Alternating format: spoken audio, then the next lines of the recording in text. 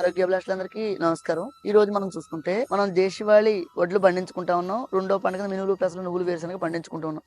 ఇక్కడ చూస్తే కైపిరాసాలు. కైపిరాసాల గురించి మనం మాట్లాడుకుంటే, నేనెప్పుడు కూడా నేనొక రైతుగా నష్టపోయి పని చేయాల్సిన అవసరం లేదు. నేను నష్టపోను. ఎందుకంటే నా దగ్గర శ్రమించే వాళ్ళకి డబ్బు కడుతూ ఉండాలి, కౌలు కడుతూ ఉండాలి. నేను ఆ ఎన్ని బస్తాలు పండిందో దాన్ని బట్టే నిల్వ ఉంచిన దాన్ని బట్టే ఆ రేటుకి నేను బియ్యాలు అందించగలను. ఇక్కడ చాలా మంది మాట్లాడుతూ మీ దగ్గర రేట్లు ఎక్కువ, నా దగ్గర రేట్లు ఎక్కువ అంటే నేను షాపులో లాగా 6 నెలలు 3 నెలలు నిలబెట్టి ఇవ్వడం నాకు రాదండి. ఎక్కువ రోజులు సంవత్సరంన్నర దగ్గరగా నిల్వ ఉంచి మీ అందరికి బియ్యాలు అందించడం కూడా జరుగుతుంది. అది మీరు అర్థం చేసుకోవాలి. నేను ఎప్పుడు కూడా నా దగ్గర కొనుక్కోమని నేను ఎప్పుడు చెప్పలేదండి.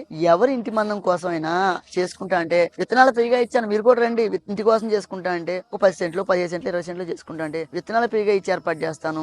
మీ ఇంటి మందం కోసం, మీ ఇంట్లో వాళ్ళ కోసం మీరు చేసుకునే ప్రయత్నం చేయండి. అందరం కూడా నేలతడి పరీక్షలో భాగస్వాములు అవుదాం. భూమి ఆరోగ్యం ఉంటే మనందరం ఆరోగ్యం ఉంటాం. మంచి ఆహారం మంచి ఆరోగ్యం తెలియాలి. ఆహారం ఎప్పుడు ఔషధం అని మనం నమ్మాలి.